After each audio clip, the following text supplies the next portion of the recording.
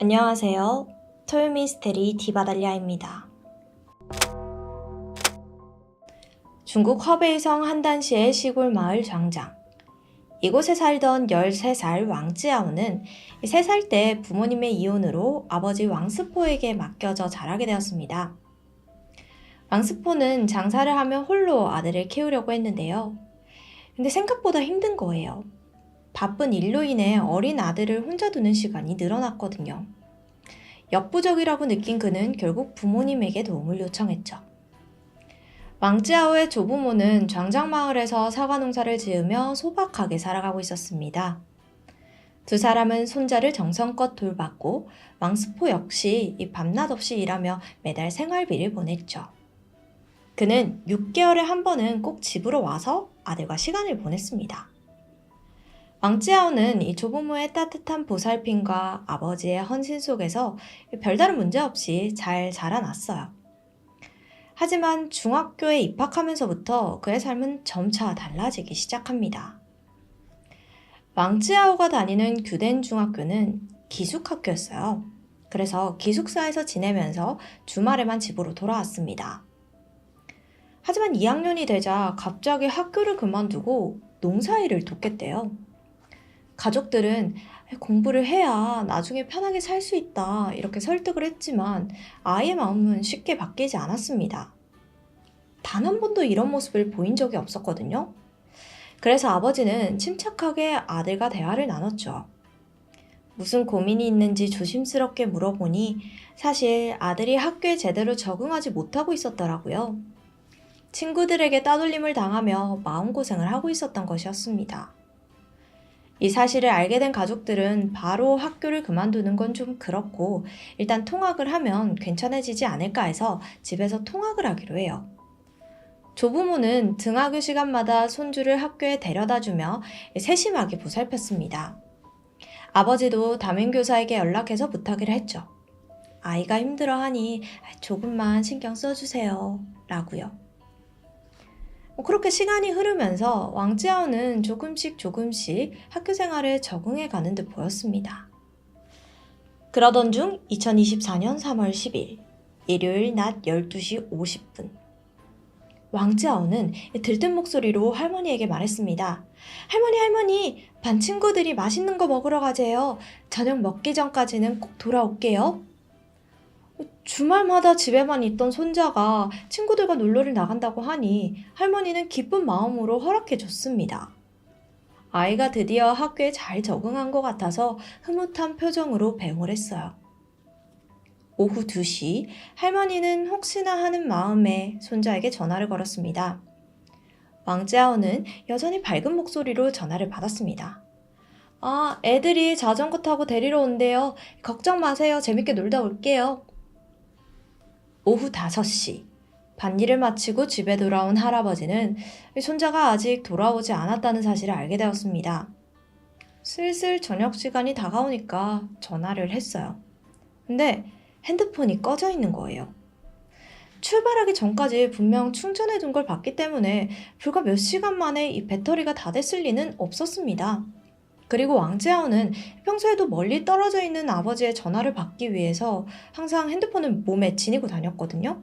그런 아이가 아무런 이유 없이 핸드폰을 꺼둘 리가 없었어요. 할아버지는 왠지 모를 불길한 예감에 사로잡혔습니다. 즉시 마을 곳곳을 돌아다니며 손자를 찾아 나섰고 인근에 사는 큰아들과 며느리에게도 연락해서 함께 수색에 나섰어요. 그리고 곧바로 왕스포에게도 연락해 상황을 알렸습니다. 왕스포는 찌아오가 장군이라는 친구랑 놀러 간다고 하지 않았나요? 그 집에 한번 가보세요. 라고 다급하게 말했어요. 장군은 그 시각 집에서 게임을 하고 있었는데 처음에 할아버지가 찾아왔을 때는 왕지아오를 본 적이 없다고 말했죠. 하지만 할아버지가 거듭 따져 묻고 다그치자 결국 말을 바꿨습니다. 사실 넷이서 집에서 놀다가 걔 먼저 집에 갔어요. 라는 겁니다. 할아버지는 곧장 마군과 리군의 집에도 찾아갔어요. 하지만 두 사람 모두 왕지아와 헤어진 뒤 그가 어디로 갔는지는 모른다고 대답했습니다. 일단 할아버지는 집으로 돌아가서 손자를 기다려보기로 했어요. 하지만 밤 10시가 되도록 돌아오지 않았습니다. 불안감이 극에 달한 가족들은 결국 경찰에 실종 신고를 접수했고 경찰은 즉시 마을 주변 CCTV 분석에 착수했습니다. CCTV에는 오후 2시 양쯔아오가 마군, 리군, 장군과 함께 있는 모습이 포착되었어요. 아이들끼리 잠깐 이야기를 나누더니 왕짜오는 장군의 전기자전거 뒤에 올라탔습니다. 그게 마지막이었죠. 그 이후로 그를 본 사람은 아무도 없었습니다. 경찰은 이 사건에 분명 아이들이 깊게 연관되어 있다고 판단을 했어요. 그래서 마을 이장님의 도움을 받아서 마군과 리군, 장군 세 아이를 불러 모았죠. 하지만 아이들은 하나같이 우리 모른다 이렇게 잡아떼는 거예요. 그래서 경찰이 CCTV 이미 다 확인했다고 말하니까 아이들의 표정이 확 달라지는 겁니다. 그러더니 마군이 갑자기 입을 열었어요. 어떤 난쟁이처럼 키 작은 남자가 왕지아오 끌고 갔어요. 경찰은 즉시 마을 곳곳의 CCTV를 다시 확인해 봤습니다. 하지만 문제의 그 남자는 어디에도 나오지 않는 거예요. 또 이상하게 여긴 워낙 작은 시골 마을이라 외지인이 들어오면 금세 눈에 띄거든요. 근데 주민 누구도 외지인을 봤다고 한 사람은 없었습니다. 결국 이 난쟁이 남자를 봤다고 말한 사람은 세 아이뿐이었어요. 경찰은 점점 확신이 들었습니다. 아이들이 거짓말하고 있다는 걸요. 하지만 뚜렷한 증거나 자백 없이 아이들을 강하게 몰아붙일 수는 없었습니다. 그래서 결국 세 아이는 그대로 집으로 돌아가게 됐죠. 다음 날 새벽 1시 아들의 실종 소식을 들은 왕스포는 밤길을 마다하지 않고 한 걸음에 달려왔습니다. 경찰로부터 대강의 상황을 전해 들은 그는 한참을 말없이 생각에 잠겼죠.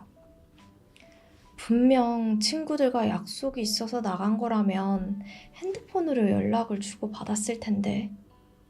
그 생각이 떠오르자 왕스포는 바로 아들의 휴대폰 신카드를 재발급받습니다. 그리고 곧바로 위챗에 접속을 했죠. 위챗은 중국에서 카카오톡처럼 가장 널리 쓰이는 메신저입니다. 왕지아오의 계정에는 친구가 많지 않았어요. 왕스포는 하나하나 대화를 눌러가면서 확인해 나갔죠. 그러던 중 뭔가 이상한 계정 하나가 눈에 띄었습니다. 프로필 사진은 낯선 여성의 얼굴, 계정 이름은 단순히 숫자 6. 왕스포는 이 계정과 대화 내용을 확인했고 결정적인 단서를 발견했어요. 실종 당일 오후 4시 10분 아들의 계좌에서 이 계정으로 191위안, 하나로 약 37,000원 정도가 이체된 기록이 있었던 겁니다. 그는 이 사실을 즉각 경찰에 알렸고 조사가 시작됐죠. 그리고 밝혀진 놀라운 진실. 6이라는 이름으로 위장된 그 계정의 정체는 다름 아닌 장군이었던 겁니다. 경찰은 곧바로 학교에 찾아가 수업 중이던 장군과 리군, 마군을 불러냈어요. 장군과 리군은 여전히 아무것도 모른다며 뻔뻔한 태도로 일관합니다. 하지만 마군은 경찰이 찾아오자 심하게 동요했습니다. 눈도 제대로 마주치지 못하고 바닥만 보면서 벌벌 떨었죠. 경찰은 마군을 강하게 압박했어요. 그러자 이내 그가 입을 열었습니다. 장군과 리군이 왕지아오 죽이고 땅에 묻었어요. 자, 이 사건의 전말은 이러했습니다. 사실 장군과 리군, 마군은 왕지아오의 친구가 아니었어요. 겉으로는 함께 어울리는 듯 보였지만 이 셋은 학교 폭력의 가해자들이었습니다. 이 학교엔 대체적으로 성적이 낮거나 가정 형편이 어려운 학생들이 많이 진학하는 학교였습니다. 그리고 가해자 셋 모두 부모의 이혼이나 부재로 인해 조부모나 친척 손에서 자라고 있었고요. 삶은 팍팍했고 그 속에서 억눌린 감정은 언제가 누군가에게 쏟아질 수밖에 없었죠. 그리고 그 대상이 된 게 바로 왕지아오였습니다. 같은 형편인데도 그는 항상 잘 웃고 주눅들지 않는 거예요. 자신보다 훨씬 더 밝고 맑게 살아가는 아이를 보는 건 그들에게는 불편한 일이었죠. 왜 쟤는 괜찮은 척 하는 거지? 우리랑 똑같이 힘들 텐데? 거기에다가 그의 아버지는 자주 전화를 걸어서 안부를 묻고 틈틈이 용돈까지 보내주는 모습을 보니까 더 질투가 느껴졌습니다. 결국 그 감정은 증오로 바뀌었어요. 아무 이유 없는 미움이 자라나면서 이들은 점점 더 왕지아오를 괴롭히기 시작했죠. 쉬는 시간에 화장실에 가면 청소도구 보관함에 가두고 기숙사에서는 밤 늦게까지 폭언과 폭행을 서슴지 않았습니다. 셋은 왕지아오를 괴롭히며 즐거움을 느끼고 돈을 빼앗으면서 우월감을 느꼈어요. 그는 점점 지쳐갔습니다. 심지어 죽고 싶다는 생각까지 했고요. 하지만 집에서 자신을 기다리고 있는 조부모님을 떠올리며 마음을 잡았죠.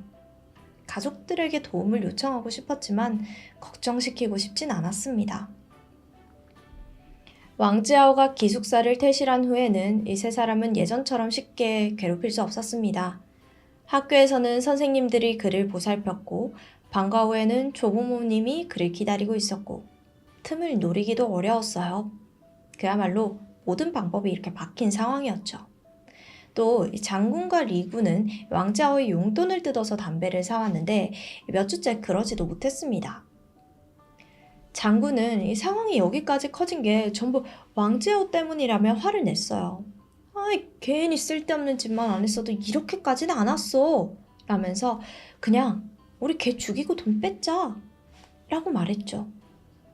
이 얘기를 들은 리군은 망설이기는커녕 오히려 웃었어요. 와, 그 재밌겠는데? 이러면서요. 이 장군은 범행 장소로 자신의 집 근처에 버려진 비닐하우스를 선택했습니다. 여기가 한때 채소를 재배했지만 지금은 방치되어 있던 곳이었어요. 사람들의 발길이 뜸한 만큼 시신을 묻어도 들키지 않을 거라고 생각했습니다. 주변에 CCTV도 없었고요. 사건 하루 전 그는 미리 삽을 챙겨 비닐하우스로 향했고 깊은 구덩이를 팠어요. 시신을 쉽게 매장하기 위해 커다란 파란색 가방까지 준비했습니다. 이제 남은 건 왕지아오를 불러내는 일입니다. 장군은 단체 채팅방을 만들어 왕지아오를 초대했습니다. 그동안 너무 심하게 괴롭혔다면서 사과를 전했죠. 그러면서 화해의 의미로 다음날 맛있는 걸 사주겠다고 말했어요. 왕지아오는 이 사과가 진심이라고 믿고 기뻐했습니다. 이제라도 친구가 될 수 있다고 믿은 거예요. 다음날 오후 1시 왕지아오는 집을 나서기 전 잠시 고민했습니다. 친구들에게 줄 선물을 준비하고 싶었거든요. 그는 가게에 들러서 담배 한 갑을 구매했어요. 자신은 피우지 않았지만 장군과 리군이 담배를 좋아하는 걸 알아서 기쁘게 해주고 싶었던 거예요. 오후 2시 30분쯤 왕지아오는 집 근처에서 장군과 리군, 마군을 만났어요. 장군은 평소처럼 전기자전거를 타고 있었고 왕지아오는 별 의심 없이 뒷좌석에 올라탔죠. 그리고 뒤쪽에서는 리군과 마군이 뛰듯 걸으며 자전거를 쫓아왔습니다. 자전거가 달리기 시작한 지 얼마 지나지 않아 왕지아오는 뭔가 이상함을 느꼈습니다. 식당은 저쪽인데 왜 다른 방향으로 가는 거지? 길은 익숙치 않았고 갈수록 주변이 한적해졌거든요. 한편 뒤따라오던 리군과 마군, 리군은 마군에게 조용히 속삭입니다. 오늘 왕지아오 죽일 거야. 마군은 숨이 턱 막히는 기분이 들었어요. 갑작스러운 말에 심장이 쿵 내려앉았지만 그는 아무 말도 하지 못했습니다. 지금 이 순간 방해라도 했다가는 자신이 다음 타깃이 될 거라는 걸 본능적으로 느꼈거든요. 전기자전거는 인적이 드문 마을 외곽의 비닐하우스 앞에 멈춰섰어요. 응? 왜 여기 왔지? 왕지아오는 의아했지만 장군이 자연스럽게 좀 들어와 봐 하고 말하자 별 의심 없이 안으로 들어갔습니다. 그 순간까지도 그는 이들이 자신을 해칠 거라는 걸 상상조차 하지 못했어요. 그런데 비닐하우스 안 깊숙한 곳까지 들어가자 이 장군이 갑자기 돌아서더니 말도 없이 왕자오의 얼굴에 주먹을 날렸습니다. 예상치 못한 공격에 그대로 바닥에 쓰러졌습니다. 곧바로 리근이 달려들어 복부를 걷어찼어요. 두 사람은 번갈아 가면서 주먹과 발길질을 퍼부었습니다. 이때 마구는 입구를 지키며 망을 봤고요. 왕쯔야오는 속수무책으로 당했습니다. 심지어 장군은 근처에 있던 삽을 쥐고 내려쳤습니다. 왕쯔야오는 흐려지는 의식 속에서 가족들을 애타게 불렀습니다. 그리고는 장군의 다리를 잡고 살려달라고 애원했어요. 하지만 이 왕쯔야오의 모습에 장군과 리군은 재밌다는 듯 비웃었습니다. 그리고 장군은 마지막 확인 사살을 하듯 목 깊숙이 삽을 꽂아 넣었죠. 왕쯔야오가 움직이지 않자 장군과 리군은 미리 준비해둔 커다란 파란색 가방을 열었고 그곳에 시신을 구겨 넣어 구덩이 속으로 밀어 넣었어요. 매장 전에 장군과 리군은 왕쯔야오의 핸드폰을 챙겼습니다. 위챗 계정을 열어서 37,000원 전액을 장군의 계좌로 이체했고 리군은 심카드를 마군에게 주며 부수라고 지시했어요. 마군은 공포에 떨면서도 친구들의 명령에 따를 수밖에 없었죠. 모든 일이 끝난 후 세 사람은 비닐하우스를 빠져나왔습니다. 잔혹한 범행으로 장군이 손에 넣은 것은 단돈 37,000원이었고 이 돈을 리군과 함께 나눠 가집니다. 아버지 왕스포는 SNS를 통해 가해자들에게 엄중한 처벌을 내려달라고 호소했습니다. 이 사건은 한단시 중학생 살인사건으로 알려지며 온라인에서 엄청난 비난과 관심이 쏟아졌어요. 특히 13살 아이들이 벌인 일이라기에는 지나치게 잔인하고 계획적이라며 성인이 개입했다는 의혹까지 제기되었습니다. 한편 학교 측은 이 끔찍한 사건을 단순히 불행한 사고로 규정을 하면서 책임을 회피하는 듯한 태도를 보였어요. 특히 이 피해자의 담임교사는 충격적인 발언을 했습니다. 요즘에는 아이들끼리 자주 어울렸어요. 저는 그냥 친구 사이인 줄 알았다고요. 가해자들과 이 피해자가 함께 있는 장면만 보고 폭력의 징후를 전혀 인지하지 못했다는 말이었습니다. 이 사건이 알려지자 SNS와 지역 커뮤니티에는 분노가 폭발했어요. 학교는 대체 뭘 하고 있었던 거죠? 아이 하나가 죽어야 관심을 가지는 교육 현실이 무서워요. 이미 이상 신호가 있었는데 외면한 건 아니에요? 이런 목소리가 점점 커졌고 학교에 대한 공식 조사와 책임 요구까지 이어지게 됩니다. 사건 발생 11일째가 되는 날인 3월 21일 3명의 가해자에 대한 형사기소가 최종 승인되었습니다. 이번 사건은 단순한 학교폭력 사건이 아닌 계획적인 유인과 폭행, 사망에 이른 중대한 범죄로 판단됐기 때문이죠. 원래 중국은 2020년 이전까지만 해도 14세 미만의 소년범, 이른바 촉법소년에게는 형사 책임을 묻지 않았습니다. 하지만 갈수록 소년범죄가 흉포화되자 2020년 말에 특정 강력범죄에 한해서는 형사 책임 연령을 14세에서 12세로 낮추는 개정안이 통과되었다고 해요. 세 아이 모두 12세 이상이었고 범행의 성격이 고의적이며 잔혹하다고 판단돼서 처벌 대상에 포함된 겁니다. 중국 인민법원은 공식 입장을 통해 밝혔습니다. 미성년자에게 관용을 베풀 수는 있어도 범죄를 묵인할 수는 없습니다. 라고요. 재판에서 검찰은 장군을 살인을 계획하고 주도한 주범으로 지목했습니다. 리군 또한 범에게 적극 가담하고 피해자의 돈을 나눠 가진 공범으로 규정했죠. 마구는 직접 살인에 가담하진 않았지만 증거인멸을 도운 점이 지적됐습니다. 2024년 12월 30일 허베이성 한단시 중국 법원은 장군과 리군의 고의적 살인 혐의를 인정했습니다. 법원은 장군에게 종신형, 리군에게 징역 12년을 선고했죠. 13세 소년에 대한 종신형 판결은 전례 없는 강력한 처벌이었습니다. 반면 마구는 살인에 가담하지 않았다는 이유로 형사처벌을 면제받았습니다. 대신 특별 교정 교육이 내려졌죠. 재판 결과가 나온 후 유족들은 범인에게 응당 사형이 내려져야 한다며 재심을 강청했습니다. 특히 마군의 처벌을 강력하게 항의를 하면서 살인자에게 면죄부를 준 것이나 다름없다고 분노했어요. 아버지 왕스포는 아들과 매년 함께 떠났던 여행을 떠올리며 이제는 더 이상 함께 할 수 없음에 슬픔을 드러냈습니다. 어려운 가정 환경에서도 바르게 자라던 왕지아오. 죽음을 목전에 두고 가족들을 애타게 불렀다는 그의 마지막 모습이 가슴이 더욱 아픕니다. 마지막으로 덧붙이자면 이제는 우리나라도 촉법소년 연령을 지금보다 낮춰야 한다고 생각합니다. 요즘 아이들 형사처벌 안 받는 거 알고 범죄를 저지르는 경우가 굉장히 많아요. 법은 피해자를 보호해야 합니다. 하지만 제가 여러 기사들을 통해서 접한 현실은 법이 오히려 가해자의 방패처럼 작용되는 경우가 적지 않다는 점입니다. 지금까지 디바달리아였습니다. 안녕하세요. 토요미스테리 디바달리아입니다. 대한민국에서 입시 경쟁은 당연한 일이 된 지 오래입니다.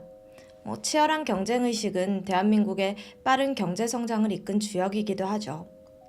좋은 장점들이 많기도 하지만 학생들이 평생 입시에만 몰두한 나머지 인성이 부족한 거 아니냐는 지적도 끊이질 않습니다. 남을 이기는 것만 중요하게 여기고 함께 사는 법을 모른다는 거죠. 오늘 토요미스테리에서 들려드릴 이야기도 이러한 경쟁심이 불씨가 되어 창극으로 번진 사건입니다. 그럼 오늘의 이야기 시작해볼게요.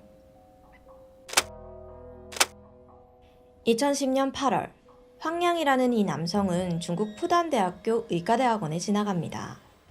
푸단대학교, 여기가 2023년 QS 세계대학 랭킹 순위에서 34위를 차지했던 명문대학입니다. 그만큼 똑똑한 거죠. 학부 시절부터 성실한 학생으로 알려져 있던 그는 우수한 성적으로 대학원에 진학하며 부푼 꿈을 안고 있었습니다. 황량의 본관은 푸단대학교에서 무려 2000km 떨어진 스촨성이에요. 그래서 학교 기숙사에서 생활을 하기로 하죠. 황량은 성실함을 잃지 않고 열심히 자신의 꿈을 향해 달려갔습니다. 그렇게 석사 1년 차를 무사히 마친 그는 새로 기숙사 방을 배정받게 되는데요. 그 방이 421호실이에요. 그럼 룸메이트도 바뀌겠죠. 이 방에는 린서나오라는 친구가 살고 있었습니다. 린서나오는 황량과 동갑으로 중국 남부 광저우에서 온 학생이에요. 황량과 같은 학년에 똑같이 우수한 성적으로 의과대학원에 진학한 수재였죠. 많은 공통점을 가지고 있던 서로가 좋은 룸메이트가 될 수 있을 거라는 예감이 들었습니다. 이들이 함께 생활한 지 수개월이 지난 2013년 4월 1일. 평소와 다를 것 없이 아침에 일어난 황량이 기숙사 정수기에서 물을 따라 마십니다. 꿀꺽꿀꺽. 오늘 물맛이 조금 이상하네. 뭔가 평소와는 다르게 느껴지는 거예요. 이상하다고 느낀 그는 정수기 물통을 갈았습니다. 룸메이트인 린서나우에게 정수기 물이 좀 이상하지 않냐고 이렇게 물어보고 싶었지만 리는 침대에서 곤히 잠들어 있었죠. 자는 사람을 깨울 수는 없으니 별일 아닐 거라고 생각하고 나갈 채비를 했습니다. 연구 자료를 찾기 위해 도서관에 찾아 공부를 하던 중 그는 몸 상태가 좋지 않다는 걸 느꼈어요. 자꾸만 토가 올라오고 식은땀이 흘렀거든요. 꾹 참고 책에 집중하려고 했지만 글자가 눈에 들어오지 않습니다. 결국 동네의 작은 병원을 찾았죠. 하지만 별다른 이상은 발견되지 않는다며 집에서 쉬면 좀 나아질 거라는 말에 기숙사로 돌아와야만 했습니다. 걱정이 된 친구들이 문병을 왔는데 시간이 지나면 지날수록 온몸이 막 퉁퉁 붓는 데다가 안색도 점점 나빠지니까 함께 있던 친구들은 좀 크게 걱정하기 시작했죠. 린서나우는 황량의 상태를 보더니 아무래도 초음파 검사를 좀 해봐야겠다면서 그날 오후 자신이 직접 검사를 해주겠다고 하는 거예요. 그렇게 린서나우, 황량과 친구들은 학교에 있는 검사실로 향했죠.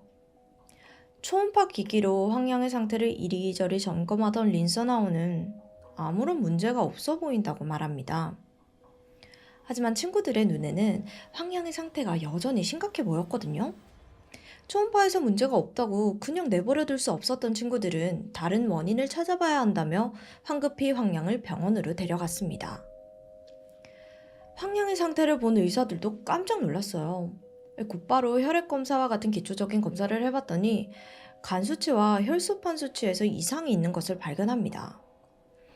의사들은 간이 손상된 건 분명한 것 같은데 정확한 원인을 찾아볼 수 없었어요.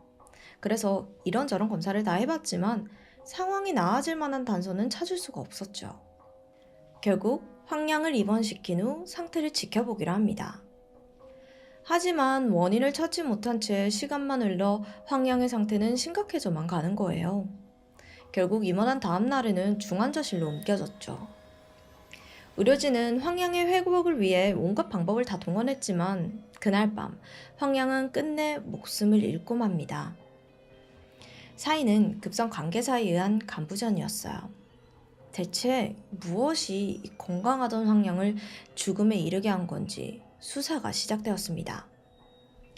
죽은 황량의 몸에서 발견된 것은 N-니트로소디 메틸아민, 통칭 NDMA라고 불리는 독성 물질이에요. NDMA는 담배에서도 발견되는 독성 발암물질 중 하나입니다. 흡입하거나 섭취하는 등의 과정을 통해서 이게 신체에 흡수되면 구토나 복부 경련, 간 기능의 이상을 유발할 수 있는 것으로 알려져 있죠. 하지만 이 물질이 담배를 피운다고 해서 몸에 다량 축적될 수 있는 그런 건 아닙니다. 조사 결과 황량은 직접 NDMA를 섭취하고 중독된 것으로 판정이 됐죠. 이런 물질을 대체 어떻게 먹게 된 걸까요? 그러고 보니 황량이 며칠 전에 정수기 물맛이 이상하다고 했던 거 기억하시죠? 그 물이 문제였던 게 아닐까요? 2013년 4월 12일 경찰은 황량의 기숙사 정수기에 누군가 NDMA를 주입한 게 맞다고 발표합니다. 그리고 유력한 용의자도 찾아냈다고 밝혔죠. 경찰이 지목한 유력한 용의자는 다름 아닌 룸메이트 린서나우였습니다. 누구보다 가까이 지내고 무엇보다 황량의 몸 상태가 안 좋아졌을 때 초음파 검사까지 해줬는데 이게 어떻게 된 일일까요? 그는 경찰로부터 용의자로 지목된 바로 그 당일 자신이 범인이라고 순순히 시인했습니다. 421호 정수기에 독을 넣은 게 맞다고요. 사실 나이나 우수한 성적 같은 표면적인 부분들을 다 제외하면 황량과 린서나우는 극과 극의 성향을 가지고 있었어요. 성격부터가 달랐죠. 다소 좀 무뚝뚝한 성격의 린서나우와는 달리 황량은 사교적인 성격이었거든요. 친구도 많고 가족들과 사이도 좋았습니다. 외동아들이었던 황량은 부모님을 각별하게 생각하는 효자이기도 했는데요. 열심히 공부해서 받은 성적 장학금과 근로장학금을 차곡차곡 모아 어머니 간질한 치료비에 보태기도 했죠.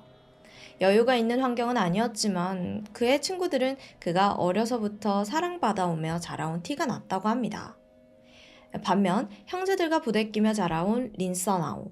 그는 어렸을 때부터 학교 친구들에게 멸시와 괴롭힘을 당하는 일이 많았지만 묵묵히 견디면서 공부만 했습니다. 그의 아버지는 공장 임시직 노동자이시고 어머니는 주부입니다. 형편은 황량과 비슷한 환경이었어요. 그런데 이상하게 질투를 느끼는 거죠. 밝고 인기도 많은 황량의 모습이 내심 부럽기도 하고 한편으로는 못마땅하기도 했고요. 매사에 거들먹거리고 어린애처럼 군다고 생각했죠. 참고로 이 린서나우의 전 룸메이트, 그러니까 황량이 들어오기 전에 같이 살던 룸메는 상하이 현지 부유한 학생이었다고 합니다. 오히려 린서나우는 자신을 그와 비교하진 않았다고 해요. 잘 지냈다고 했고요. 룸메이트가 불편하기는 황량도 마찬가지였습니다. 린서나우가 자신을 별로 마음에 들지 않는다는 게 느껴졌고 황량도 매사에 차갑고 무뚝뚝한 린서나우와 잘 지내기란 쉽지 않았죠.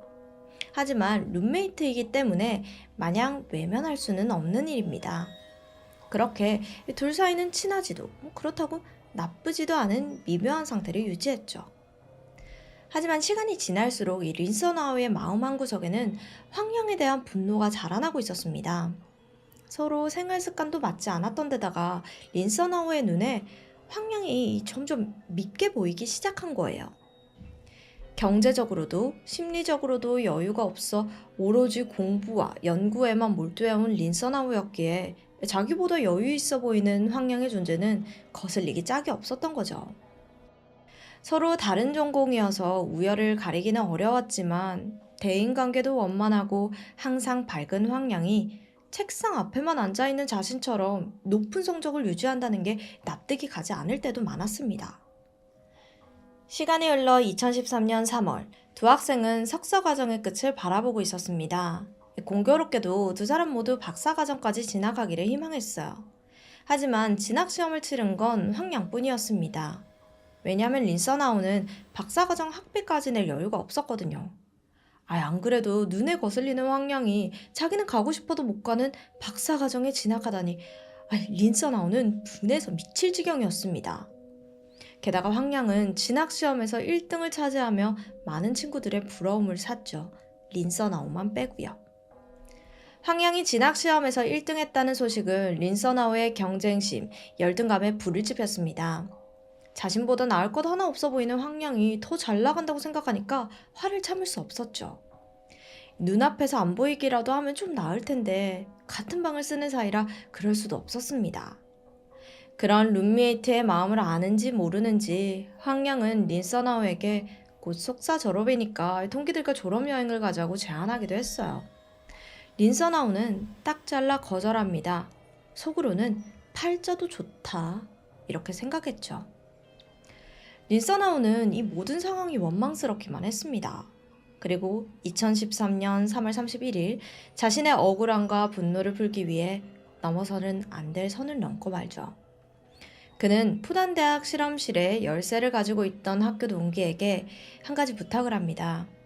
잠깐 실험실 문을 열어줄 수 있겠냐고요.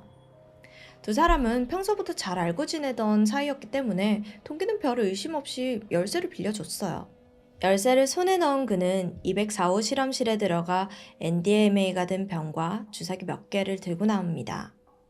NDMA가 어떤 물질인지는 린서나우 본인도 아주 잘 알고 있었죠.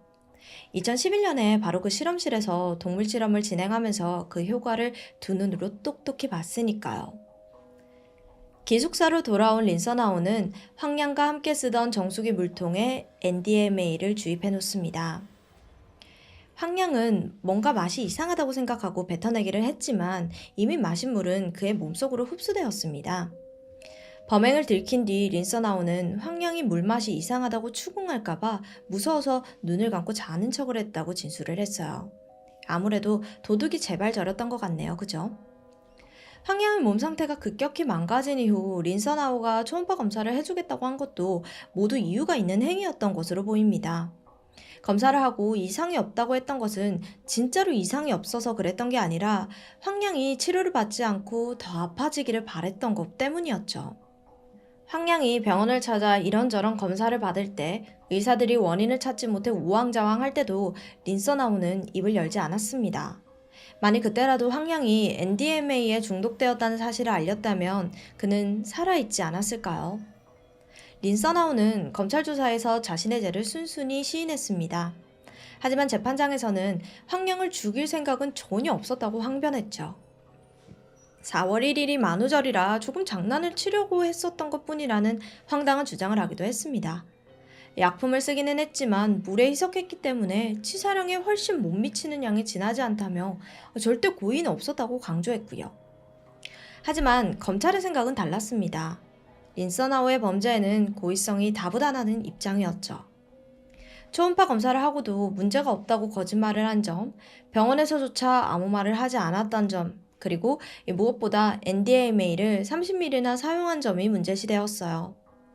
NDMA 30ml는 치사량 10배 이상에 달하는 양입니다. 아무리 물에 탔다고 해도 린서나우가 주장하는 것처럼 가벼운 정도는 아니었다는 거죠. 그가 무엇을 목적으로 물에 NDMA를 탔는지는 명확해 보였어요. 2014년 2월 법원은 검찰의 손을 들어주었습니다.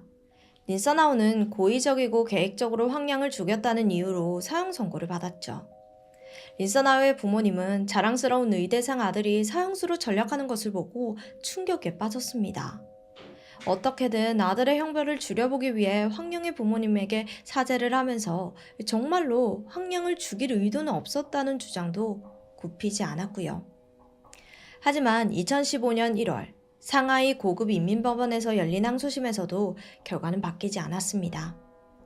그리고 2015년 12월 9일 감옥에 있던 린서나우와 광저우에 있는 그의 가족들에게 우편 한 통이 도착했는데 이 중국 대법원이라고도 할 수 있는 최고 인민법원이 린서나우의 사형을 승인한다는 통지서였죠.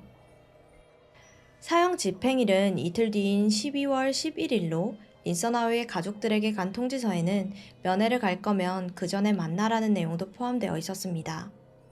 그의 아버지가 부랴부랴 사형을 코앞에 둔 아들을 찾아갔어요. 그 짧은 만남을 끝으로 아들은 형장의 이슬로 사라졌습니다. 린서나우는 이 친구의 고통스러운 죽음을 몰아넣은 뒤에도 고의가 아니었다는 주장을 반복하며 어떻게든 처벌을 면하려고 노력했습니다. 물론 그런 변명은 재판장에서 통하지 않았지만 황량의 가슴에 다시 한번 대못을 박은 셈이죠. 성적은 우수할지 몰라도 끝까지 이기적인 태도로 일관한 린서나우의 모습은 입시 경제의 어두운 이면을 단적으로 보여주는 예가 아닐까 싶습니다. 지금까지 디바달리아였습니다.